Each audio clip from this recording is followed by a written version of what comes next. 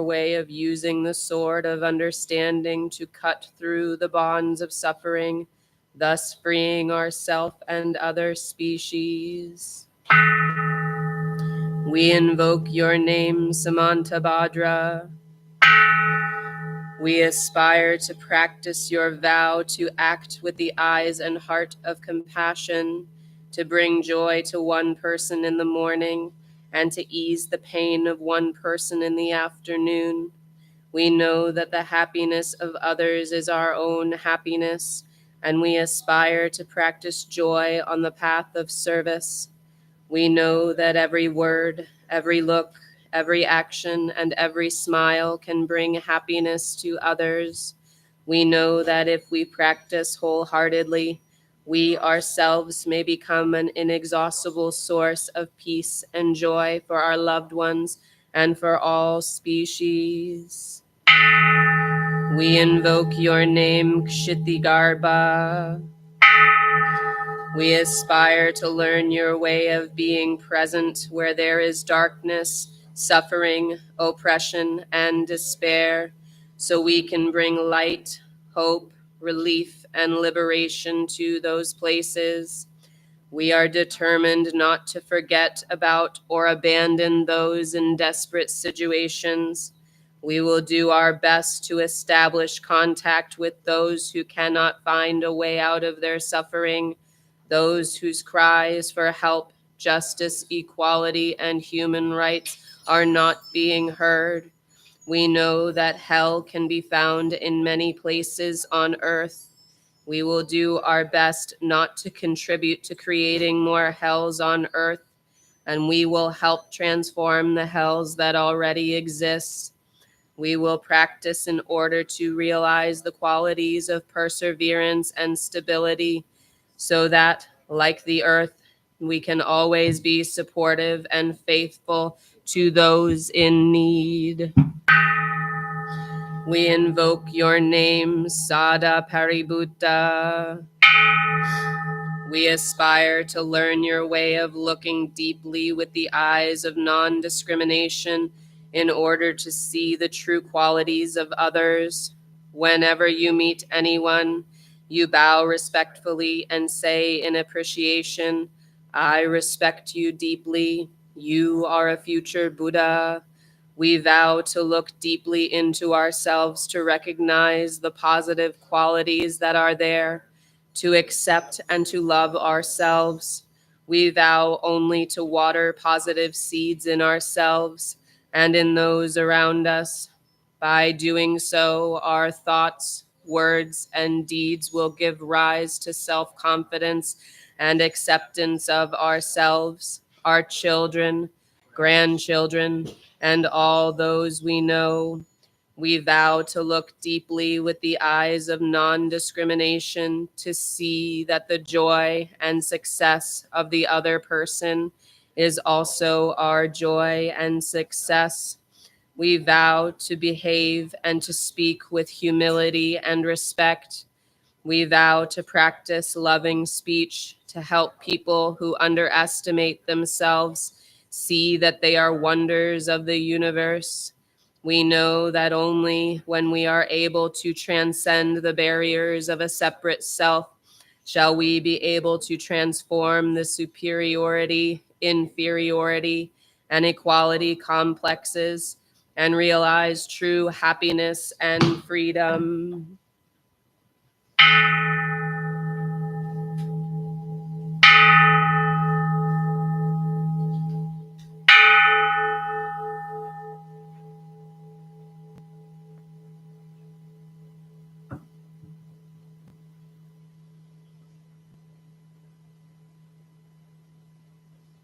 And we bow. At this time, we will return to noble silence before service begins.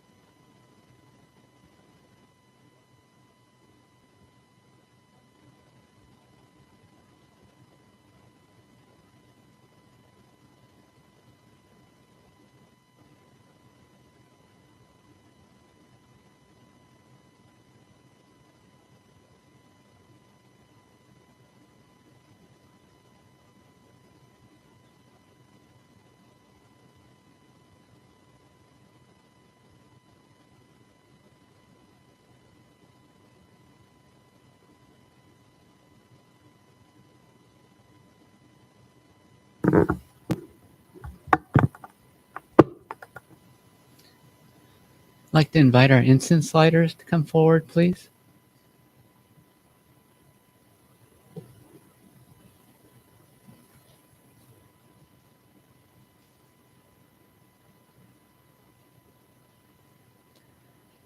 On page 2 in your chant books, we have the incense lighting gatha.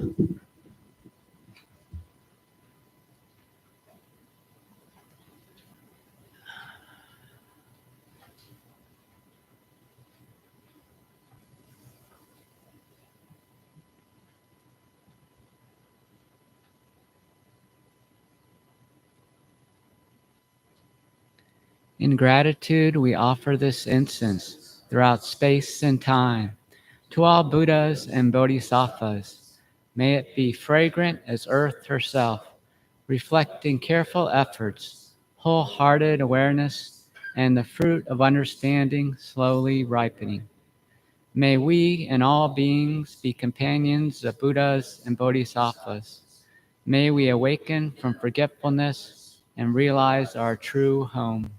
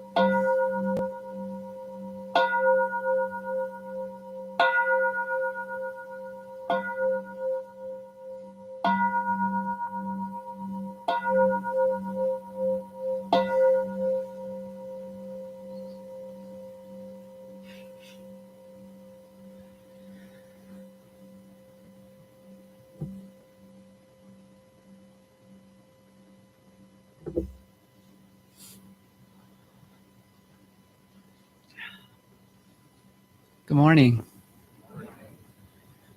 My name is Kunga Nyima. I'm a teaching monk here at the temple. Nice to see so many people here today. I was a little concerned this morning driving up about 5 miles from my house. The little light on the car came up that you don't want to see, like the air pressure tire thing. Is that a drive home, drive back? So I'm going to rush this morning. Then I opened my wallet up. I was like, oh, my driver's license, where is that? Is that at Lowe's where I was, yesterday? So thank you for coming. I want to give you some of our courtesy announcements. Families with children are welcome to go downstairs if needed. We do have some toys down there. There's water downstairs, the bathroom downstairs as well.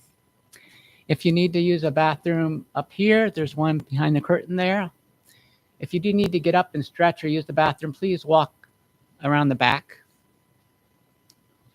If you get uncomfortable sitting on a cushion, we do have chairs available in the back row there, so feel free to change positions, sit in the chair if you feel like you need to. We will be chanting today from the chant books. We'll let you know what pages we're chanting from, and then we invite you to follow along if you feel comfortable. The idea is to practice mindfulness in your chanting. Chant loud enough so you can hear yourself, but not so loud that you can't hear your neighbor, so that we can all chant in unison. So I'd like to invite everyone to stand up and greet each other silently with bows.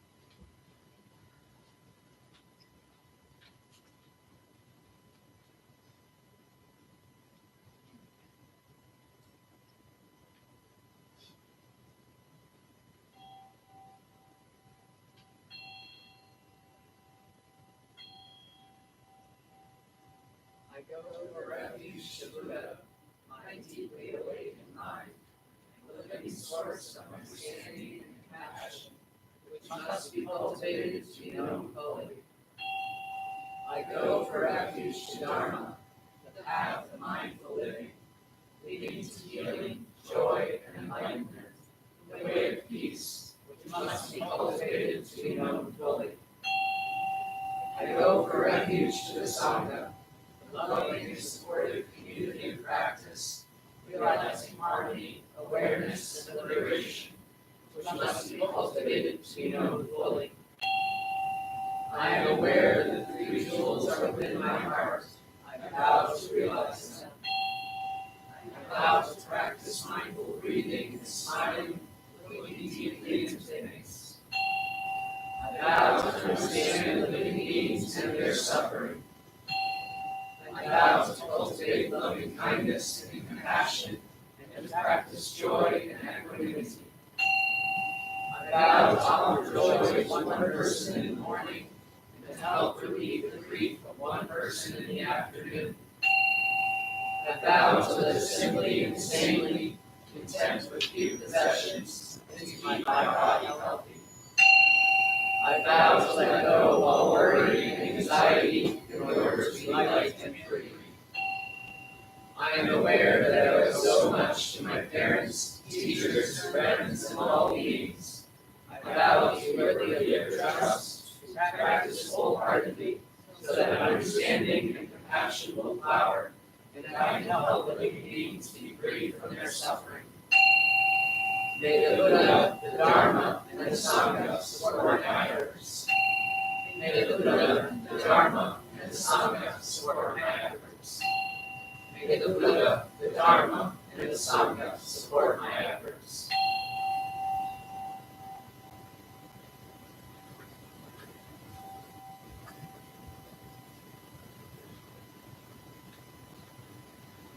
The next chant is on page 4, the Heart Sutra.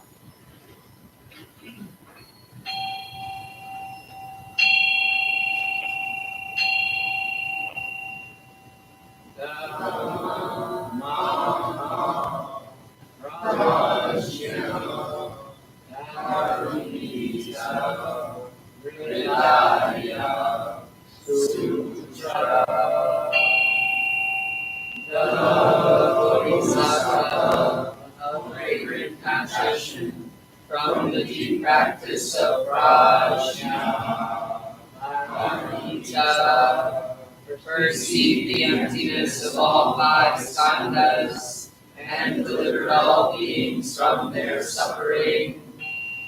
O Shariputra, form is no other than emptiness, emptiness no other than form, form is emptiness, emptiness form. The same is true of feeling, thought, impulse, and consciousness. O Shariputra, all dharmas are empty. They are not born nor annihilated. They are not defiled nor immaculate.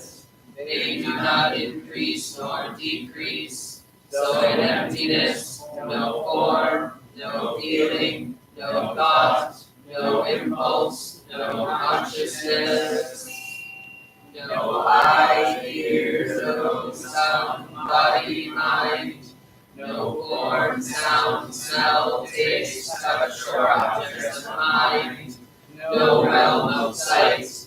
No realm of consciousness. No ignorance, nor extinction of ignorance. No old age of death, nor extinction of them. No suffering, no cause of suffering, no cease from suffering, no path to lead out of suffering, no knowledge, no attainment, no realization, for there is nothing to attain. The Bodhisattva holds on to nothing but prajna. Paramita. Therefore, the mind is clear of any delusive hindrance. Without hindrance, there is no fear. Away from all delusive views, one reaches final nirvana. All Buddhas of the past, present, and future, through faith in prajna, paramita, attain to the highest perfect enlightenment. Know then the prajna, paramita, is the great Dharma, the radiant, fearless mantra, the utmost supreme mantra, which is capable of allaying all pain. This is true beyond all doubt. Proclaim now the highest wisdom, the prajna, paramita. Gate, gate, para, gate, para samgate, bodhisvaha. Gate, gate, para, gate, para samgate, bodhisvaha. Gate, gate, para, gate, para samgate, bodhisvaha. Namaha prajna paramita hridaya sutra.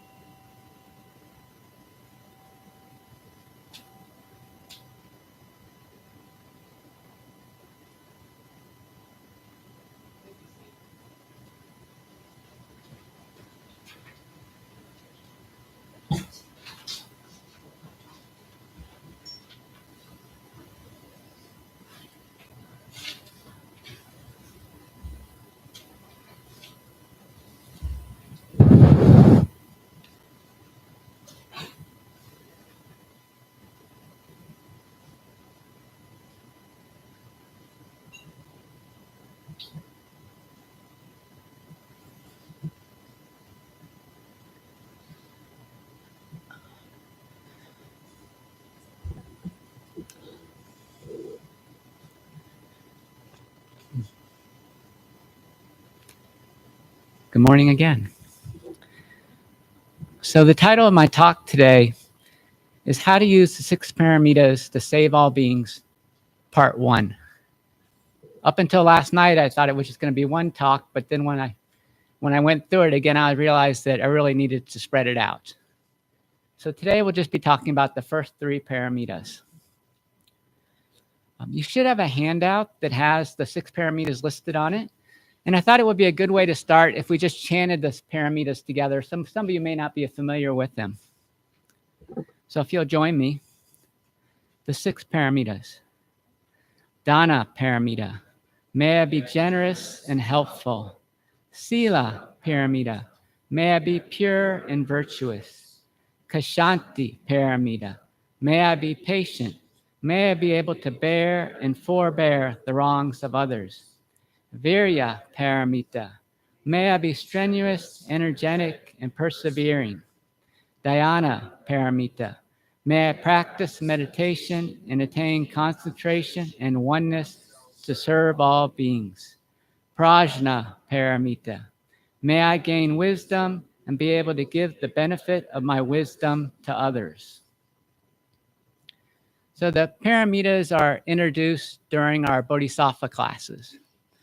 We give a variety of short sutras and aspirations to the Bodhisattva students to memorize. And so this is the one that we encourage them to memorize. The paramitas, the word paramita is often translated as perfections, like the 6 perfections. But I was reading in Thich Nhat Hanh, in his Heart of the Buddhist Teachings, that the Chinese character used to translate it means to arrive at the other shore. So we can think of these as perfections or skillful means to arrive at enlightenment. And I would also like you to think about the ideas that just when you're actually involved in one of the paramitas, when you're actually fully present in one of the paramitas, you are experiencing enlightenment at that time. So again, the paramitas are generosity. Dana means generosity. Sila means virtue. Kashanti means patience. Virya is energy. Dhyana is meditation or mindfulness. And prajna refers to wisdom. And so like I said, I'm just going to be talking about the first 3 today. So what I like to do in my talk, what I thought was interesting when I was looking at this, I recently read again Thich Nhat Hanh's The Heart of the Buddhist Teachings, and he has a section that talks about the paramitas. So I knew I wanted to talk about this, and I read through that chapter to remind myself for some resources. And he did mention, sutra references for many of the paramitas. So I thought that would be really interesting to actually reintroduce some of those sutras he talks about.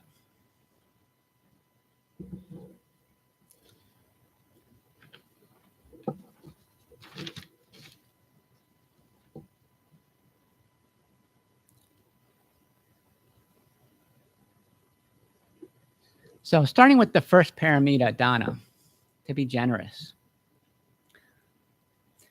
Every Sunday service, we talk about dana at the end of service. We talk about that as a way to be generous to the temple, a way to give back, either through monetary donations, the dana boxes, or through time and energy, just to provide support to the temple by preparing the temple for services, by cleaning the bathrooms or setting out the meditation cushions or making sure they look nice, doing the incense lighting or being a greeter. All those are examples of being generous. In Thich Nhat Hanh's discussion of generosity, he talks about these other factors of generosity, which kind of stuck in my head. I thought they were very interesting. He calls them presence and stability, freedom and peace, space and understanding. So I thought these were really good because I felt like they were ways you could be generous without having any special resources in order to be generous. Just because you're a human being, you're able to provide these qualities to another human being. I mean, they're really all about being generous with our time and being generous with our thoughts. So the first one, being present with presence and providing presence and stability. So I thought of this as our ability to be there when someone else needs someone to talk to, when someone else needs some support. You know, just that ability to provide presence so that they could share their concerns. You don't have to be able to tell them what to do. It's probably better if you don't give them any suggestions. You're just there to listen to them. And then the next one, freedom and peace. I thought this was the idea that we give others the freedom to be who they are. You know, we don't demand that people act in a certain way. They can just bring their true selves to us in their conversations. They don't need to be other than who they are. The next one, space and understanding. So this is this idea that, you know, when we're listening to someone, we can just provide them space to share. We don't need to rush in with solutions to their concerns. You know, we really probably can never provide them with the solution they really need. It's something they can only come from their own perspective. So the best we can do is provide them a solution to like how we would solve the problem, right? But it's not really our problem. So this idea that we can just be present, we can listen, and we can give people the time, we can be generous with our own time so they can come to their own solutions for problems. I think that these ideas of generosity can be simplified by thinking about the platinum rule. I don't know how many people might be familiar with the platinum rule. So like the golden rule is treat others as you would wish to be treated. And the platinum rule is treat others how they would wish to be treated. So in order to know that, you need to be generous. You need to take the time to get to know the other person, you know, to find out how they would like to be treated. The last element that Thich Nhat Hanh mentioned as far as a way we could use generosity was as an antidote to anger. So, I mean, I think I use this one the most myself. You know, when someone is angry, you know, or someone is making us angry, to be generous by understanding or appreciating how their anger or their ability to make us angry is coming out of their karma. It's coming out of the things that have happened to them in their lives. You know, it's coming out of how they learn to resolve conflict. You know, it's coming out of how they solve problems. You know, if we're getting angry, it's because maybe they're pushing our buttons in some way, right? And those buttons are buttons that were laid down by, you know, our families, our society, our friends, you know, things that we learn that we really don't like. So to treat, you know, our anger with generosity is to, again, just kind of understand that there are many different causes and conditions coming together to create that emotion, and just taking time to understand what those are rather than kind of reacting. So when I was going through this and studying it, it came to mind the first invocation that we do in our morning chant this morning, the chant for Avalokiteshvara. So I know not everyone is here at 9:30 when we do the morning chant, so I would invite you now to turn to page 24 in your chant books. And what I would like to do is to chant together just the Avalokiteshvara chant on page 24, which should be the first one.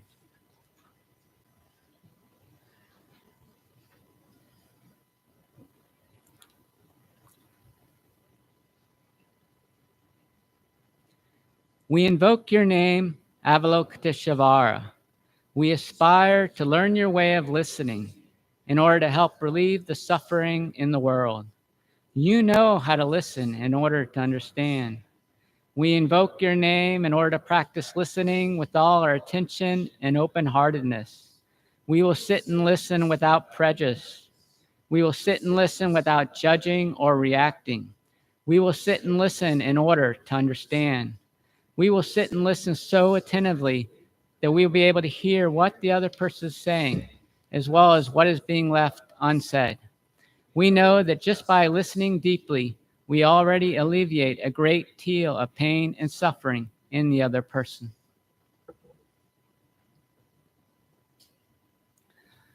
So Avalokiteshvara's name means one who hears the cries of the world. So if we can think about that image and that chant in relationship to generosity, and it gives us a way that we can always be generous in all of our daily activities without really having any other resources than the resource that we're alive. So now I'd like to go ahead and move on to the next paramita, sila. May I be pure and virtuous. So when we're thinking about virtue in Buddhism, what we often think about are the 5 precepts. The precepts are to abstain from harming living beings, to abstain from stealing, to abstain from sexual misconduct, to abstain from lying, and to abstain from intoxicants. So sounds a little bit like the 10 Commandments, right? What we shouldn't do. So in contrast to those commandments of what not to do, the paramitas are kind of like an encouragement of us for what to do. We should be generous. We should be virtuous. We should be patient. We should be energetic. We should be wise. We should be mindful. In our chant books, on page 12, and again, I'm going to use our chant books a lot today. So if you turn to page 12, we have the 5 mindfulness trainings written out there.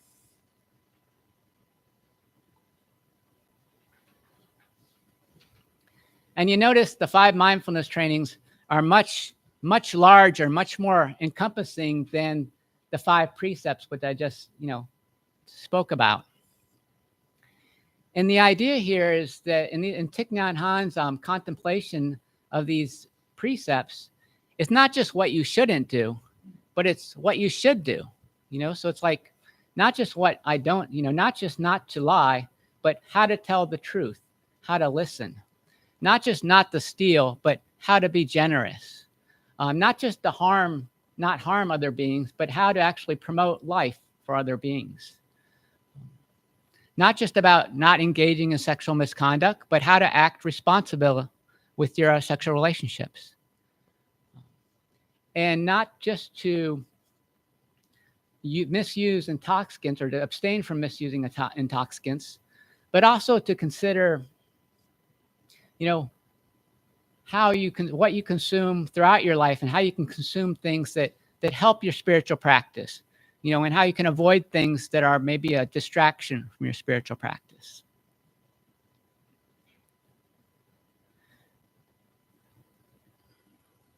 So another way to think about why it is important to follow the virtues. Well, I guess let me start. The first thing I would say is the reason you follow the virtues is it sets up a foundation for your meditation practice.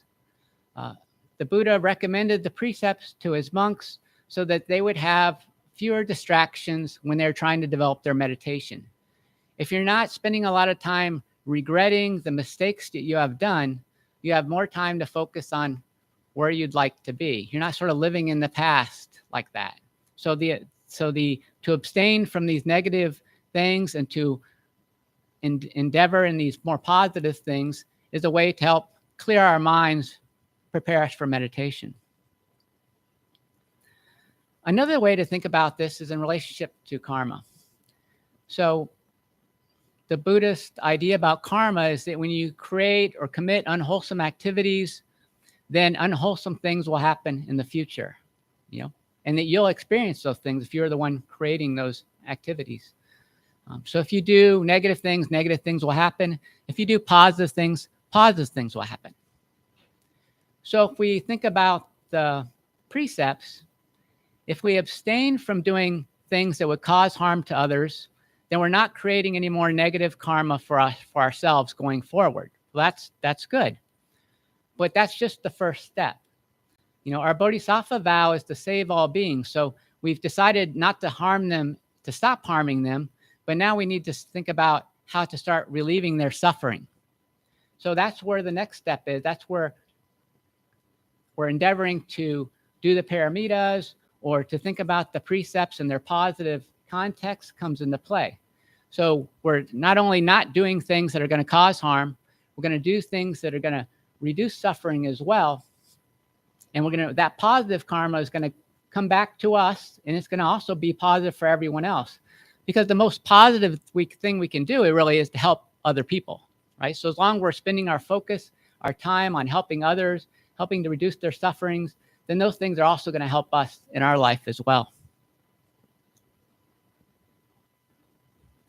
So the last paramita I want to talk about today is Kshanti paramita. May I be patient. May I be able to bear and forbear the wrongs of others. So in Thich Nhat Hanh's discussion in the Heart of Buddhist Teachings, he used the example of a story or a sutra, Sariputra's Lion's Roar.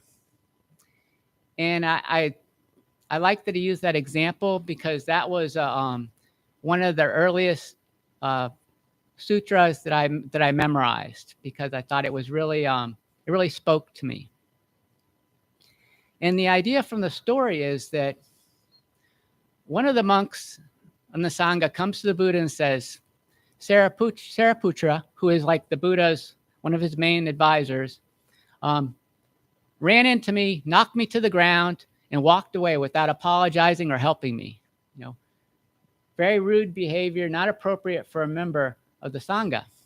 So we need to call Sariputra up here to defend himself and say why he acted that way. So this was like an ancient tradition, you know, in the Sangha. If someone did something wrong to you, then you brought the whole Sangha together to confront this person, so they could say, you know, give an excuse or confess that they did something wrong. So Sariputra was brought to the front, and the Buddha told him what he was accused of. And Sariputra uses one of the Buddha's own teachings to defend himself. And this is a teaching that the Buddha gave to his son Rahula when he was a very young monk with the Sangha. And so this is part of your handout. And so what I'd like to do is to read this together. The beginning of this section is learn from the earth. So I think maybe that's the second one on there. So we can chant that together. Learn from the earth. Whether people scatter pure and fragrant flowers, perfume, or fresh milk on it, or discard filthy and foul-smelling feces, urine, blood, mucus, or spit on it, the earth receives it all equally, without clinging or aversion. When pleasant or unpleasant thoughts arise, don't let them entangle or enslave you. Learn from the water. When people wash dirty things in it, the water is not sad or disdainful. Learn from fire. Fire burns all things without discrimination. It is not afraid to burn impure substances. Learn from the air. The air carries all fragrances, whether sweet or foul. So the idea here is that the Buddha was talking to his son. His son's like, 9 or 10 years old. He's very young when he joined the Sangha. And he's trying to speak to him in a way that was very literal and would help him to understand these qualities. Okay. So he's trying to teach him about patience. Okay. So he's telling him to look at the earth. You know, when people put things on the earth, no matter what it is, if it's something that's pretty or attractive, like flowers or maybe incense, or whether it's something that we would find disgusting, like trash or garbage, excrement, that the earth just receives it all. And over time, the earth transforms it all back into earth, right? We have a compost in our backyard, and we put in our refuge, vegetable peels and things throughout the week.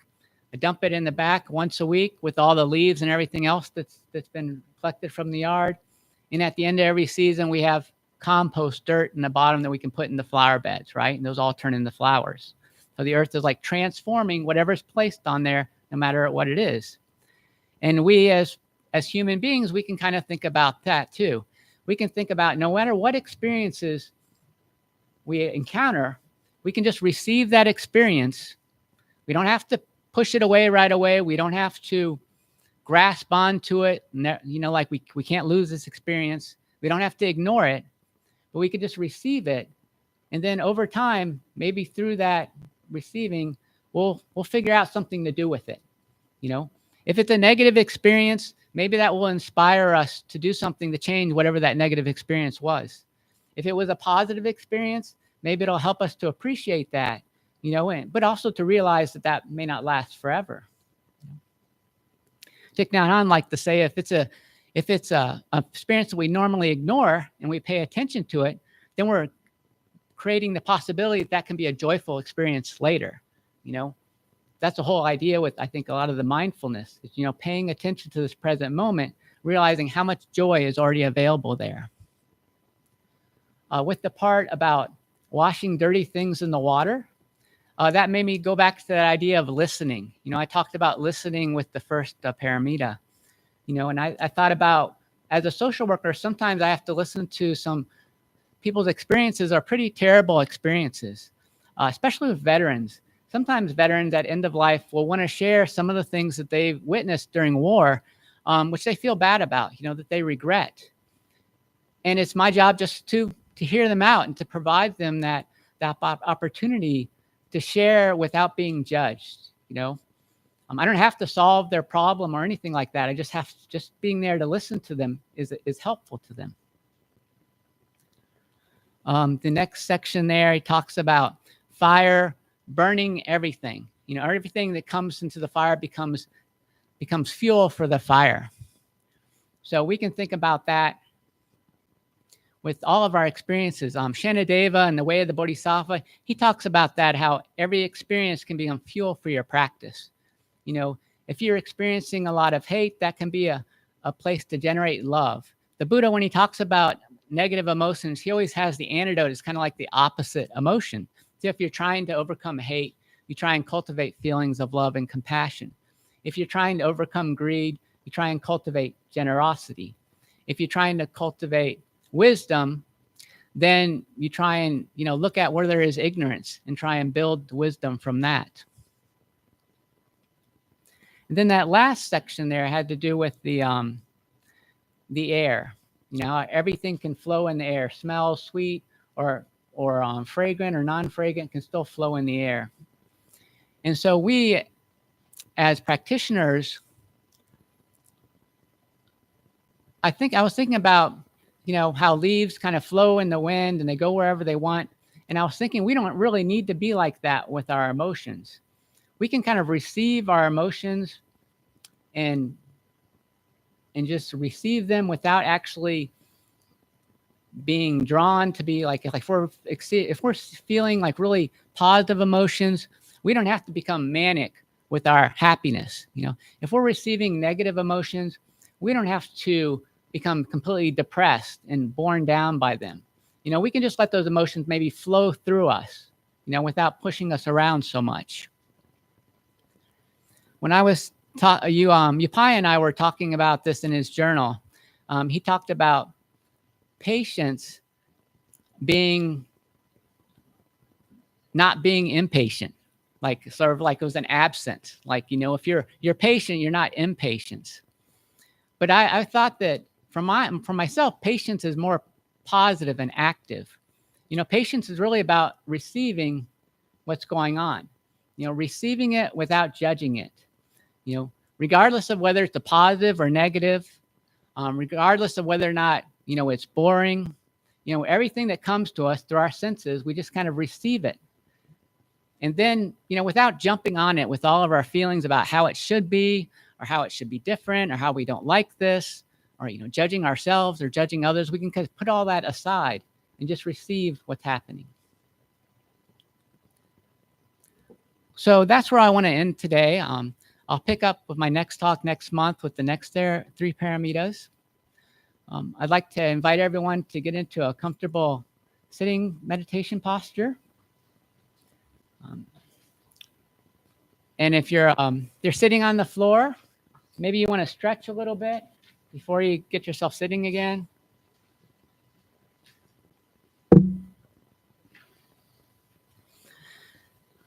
But basically, cross your legs in front of you. If you can sit in the lotus position with your feet up on your thighs, that's great. If not, just put them in front of you so that they're flat on the ground, or comfortably folded in front of you. If you're sitting on a chair, just put your feet flat on the ground. And maybe during your meditation, we could practice a little bit of insight meditation.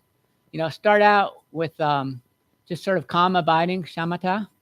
And you're just going to get yourself in a comfortable position, shoulders back, hands in your lap, right hand sitting in your left hand, chin tucked in a little bit, eyes looking down at the floor in front of you, or closed if you want, mouth slightly open, tongue at the top of your teeth, in the back of your top teeth. And just be aware of your breath, either wherever it comes in, through your nose or your mouth, or into your abdomen. Just breathe in and breathe out. And try not to control your breath. Just try to be aware of it someplace where you don't really feel like you need to control it. And you're going to start off, just kind of be aware of your breath. You can count your breaths. In breath, out breath is number 5. Count down to 1, then start over. And do that for a little bit. And then I'd like you to think about one of the paramitas that I talked about today. You could think about generosity. You could think about virtue or patience. And think about, what does that look like in your life? Use it from a positive, like self-affirming perspective. Pick one of these and just kind of go through all the times in your life when you are excelling at that paramita. All the times when you are generous, for example, or all the times when you have been virtuous, or all the times when you have been patient, and just focus on that, and from your whole life, from as long as you can remember, every single time you've ever been those ways with any living being, and just use that as the focus for your practice after you've done maybe 5 times, count to 5.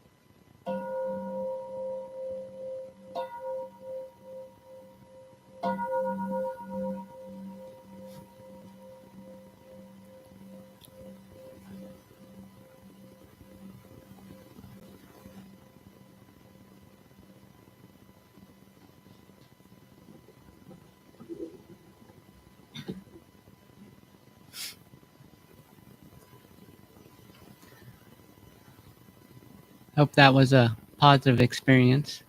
The next part of our service is the opportunity to share joys and concerns. So when we're talking about joys and concerns, we're talking about an opportunity for us to appreciate, experience the four immeasurables: loving kindness, compassion, sympathetic joy, and equanimity. And so you can think of, loving kindness is the wish that others not have suffering, um, wish that others have happiness. Compassion is relief from suffering for others. Sympathetic joy, our ability to share in the joys of others. And equanimity is just that ability to experience all the emotions of life without being overwhelmed by them. So if you raise your hand and to give you an opportunity to share something as a joy or a concern in your life with the Sangha, we'd appreciate it. Thank you.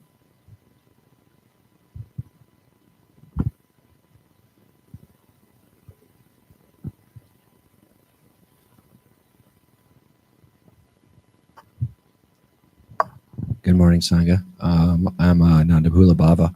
I have two joys. One, this week, I'm really with heartfelt gratitude and appreciation for the role that Sangha has played. I got security clearance at my job, so I struggled with addiction, and so I got denied from the Department of State as a result of my addiction. And Kunga wrote me a letter. So did Guy in Light, and so did my sponsor. So between those three things and to overcome my addiction, I was able to overcome that barrier to gainful employment. And so super awesome. It was a super joyful experience. And then this morning I was riding the bus and we're waiting for the bus, and I saw this person that's struggling financially and looks like they haven't showered in a while and certainly hungry looking. And I just empathized with them for a minute and just like looking at them with the eyes of compassion. And then they asked me for some, 75 cents, which I didn't have 75 cents. But then my inner voice says, this is an opportunity. So I give them $20. And to see that person's eyes lit up, teethless smile, just pure joy, and such joy overcomes me. And that realization that this is exactly what life is all about. And then the whole bus ride, I just cried. I couldn't tell the difference between their suffering and my suffering, and it just healed. And that pertains to the, now I'm forgetting my words, down on Paramita. I experienced the enlightenment of that by practicing it. And I just wanted to share that.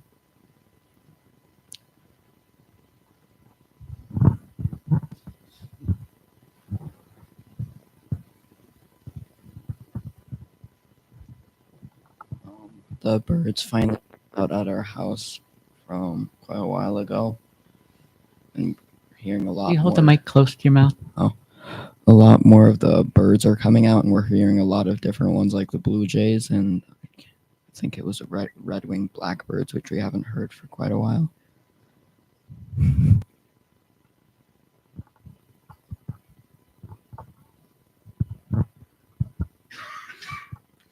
Good morning.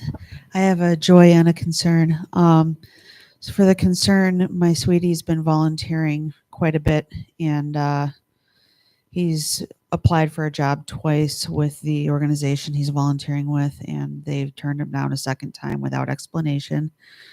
And I'm just hoping he figures something out soon, because my income alone is not enough.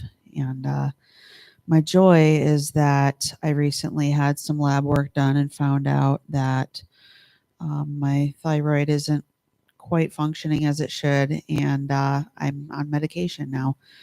And I think that would explain a lot of my energy issues and everything. So I'm really grateful to finally have answers to back up what I'm feeling. So.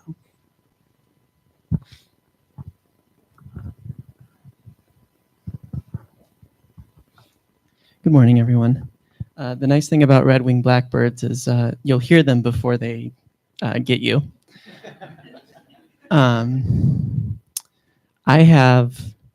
I suppose it would be a joy, but a couple of my close friendships have transformed recently, where somebody I was very close with and I decided to call things. And another friend of mine who I'm generally accustomed to seeing multiple times a week is now moving cities. And both of these coinciding at once, I kind of had this selfish feeling where I want people to remain as available as I'm accustomed to. And I realized after a little time of spending time with other friends that I'm quite thankful that I've been able to affect two people's lives who I love very much in a way that they will carry me with them, even if they're not physically here. So I'm very grateful for that.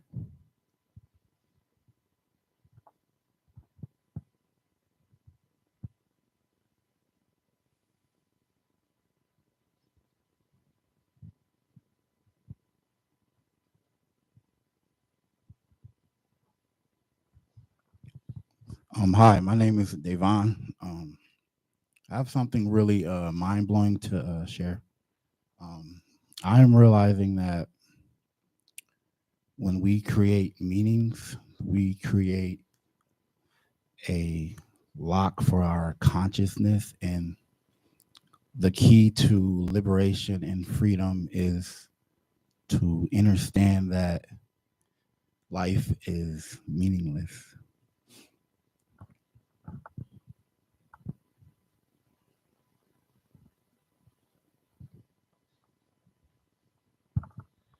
Hi, I'm Mary John. I have a concern that's been pretty heavy on my heart this week, just thinking about the Palestinian student who was from Columbia University, who's an organizer who was arrested and whose green card is possibly being revoked. And I have concerns not only for him and his family at this time, but also for everybody who's here on green cards or on immigration status, including very close colleagues and friends of mine who, some of whom have spoken out against genocide. And I'm just very concerned about what might happen next. So I hope that all of us can just hold everybody who's here on some kind of green card or visa or whatever immigration status, especially those who have spoken out against injustice, in right mindfulness, just so that we can see what right action arises if need be.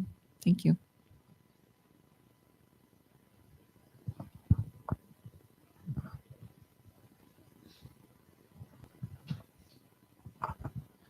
Hello. I'm kind of new to. I came to. I have a joy to share, but I've come to Buddhist teachings pretty recently. I was going through a lot the past few weeks. I'm involved in political activism at Grand Valley State, and in the surrounding areas, and that can be kind of a double-edged sword because it's a really scary time right now. And I came to these teachings seeking a way to stop spiraling the drain so much. Every time that I saw something in the news and started freaking out to myself, and then there goes my whole day. And it has been a lot more effective than what I thought it was going to be. It has helped me a lot, and I'm very thankful to be here.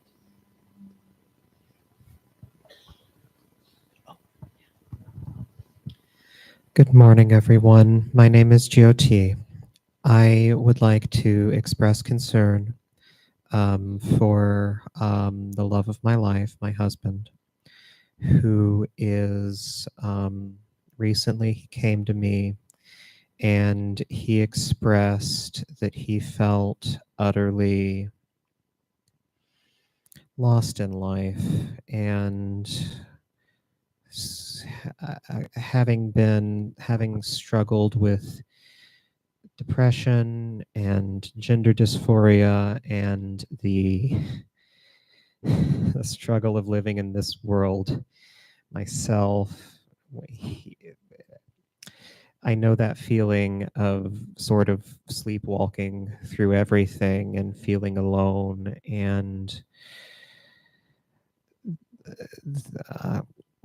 the person who saved my life, that's literally true.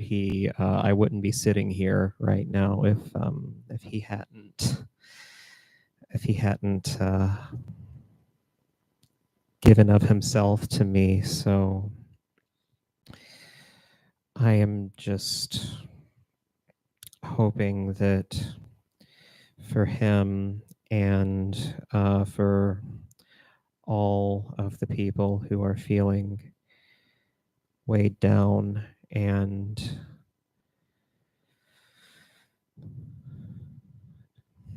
depressed by everything that is happening in the world, all of the anger and the tears that we've all been expressing or repressing. May we all be able to find relief and peace in this moment. Thank you.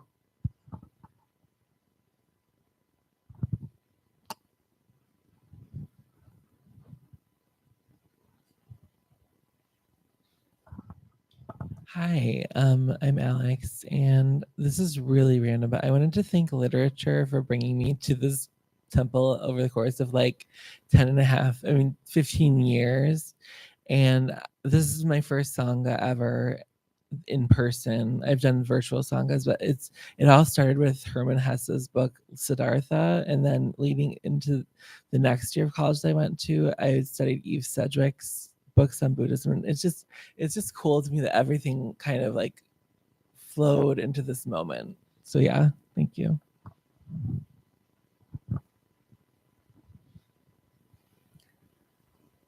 I want to share a joy. Well, I guess it's joy and a concern.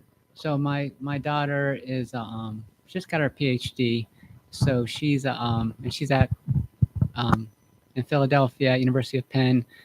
Just started research, but her grant that she received was one for the one of the grant that they're cutting because of diversity, equity, inclusion. She received a grant for that because she does a program. Well, she's a woman and she also does a program for girls called Girls Who Code. She like teaches them how to code in computers, and it's for like girls who are in high school, don't have a lot of opportunities for that.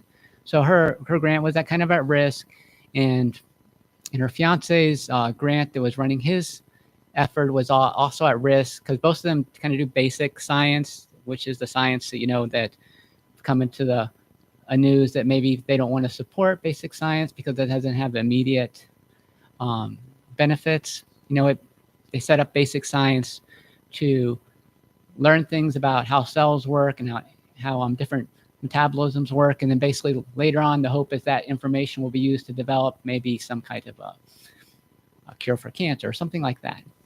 So both of them were quite upset about this changes, but my joy is my daughter decided to advocate for herself. So I know I am tearful about that. She went to DC, met with her senators and representatives and talked to them about her situation and advocated for science. She started a blog. She's thinking about making it into a nonprofit. So she's just taking all this energy that could be like really kind of negative, feeling overwhelming, and turning into something positive. So that's really great. So thank you. So we have one from online. It's from Amy. My joy is the Dharma talk today. Thank you so much for these truly relevant teachings and insights for daily living and practice. Another joy is on my walk this morning. It was a mixture of rain and snow, and it was so peaceful seeing the fluffy white flakes hit the pond with the mixture of the pattering of rain. Sometimes on a dreary gray day, a beauty and peacefulness can be found.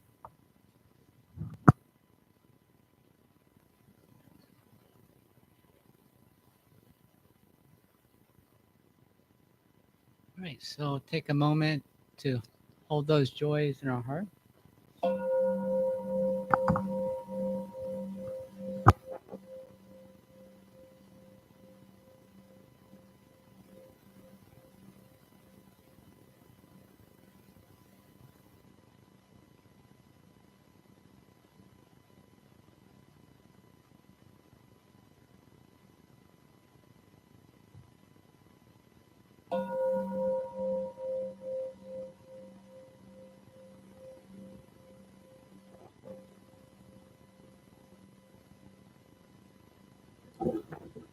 Right. So announcements for March. Getting towards the end of the month here. We still have our online meditation group on Wednesdays from 6 to 45. If you're interested in deepening your meditation practice, I invite you to join us on Zoom. The information is in the website, on the newsletter, and you can also email me. We do have a Dharma discussion group, meets on Thursdays at the temple from 9:30 to 11 a.m. Grand Rapids Buddhist Temple Board meeting is today from 11:30 to 1. So if you're interested in that, you're invited to observe. There is, I just realized this today, even though it's been in there since they told me, is that in every newsletter where it says when the board meets, it has a little summary of what the board did the previous month. So if you're interested in what the board does and where the temple is financially, you can look there. We're always looking for support, monetary support as well as actual physical support. So you can check in there and see how things are going, and just know that the temple is in good hands. We have Buddhist-based recovery meetings Mondays at 6:30 p.m., meditation at 7 here at the temple. We also have them Wednesdays, 6:30 at the Allen Club, and then back here at temple Fridays, 10:05 a.m., meditation at 10:30. You can join that via Zoom also. And I don't think we have a Dana announcement today. Just encourage you. We have many people supporting us at the temple. We have people that came today, Dharma disciples, who help clean the temple, clean the bathrooms, put out the trash. We have our tech team supporting us, making sure that we're virtual. We have the incense sliders. We have the greeters. And all of those things are ways that you can give back to the temple. If you haven't done that before and you're interested, please just look for anyone who's wearing the grays or any of the teachers, and they can talk to you about that. And of course, we do benefit from financial donations.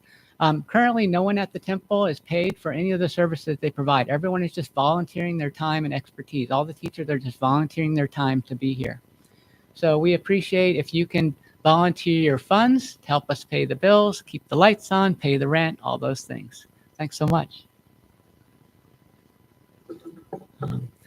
I wanted to let you know that the handouts from today, if you could put those in the back pocket of your chant book, then when I follow up on this talk next month, we won't have to do new copies. So just put those in there.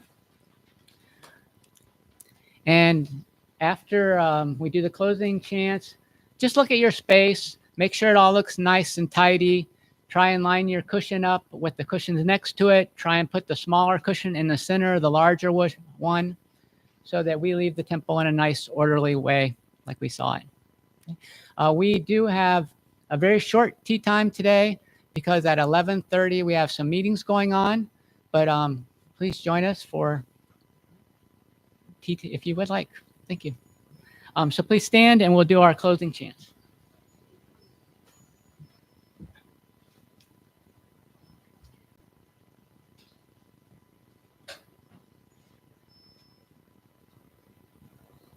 This is on page 6 in your chant book.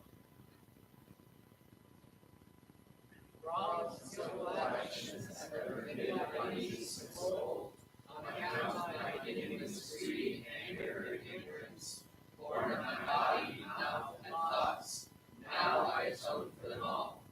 Vast is the robe of compassion, a formless field of benefaction. I wear the Buddha's teachings for the benefit of all sentient beings. All beings, one body, I vow to liberate. Endless blind passions, I vow to uproot. Dharma gates without number, I vow to penetrate. The great way of Buddha, I vow to attain. Invite the right side to face towards the center, left side to face towards the center. We'll bow to each other.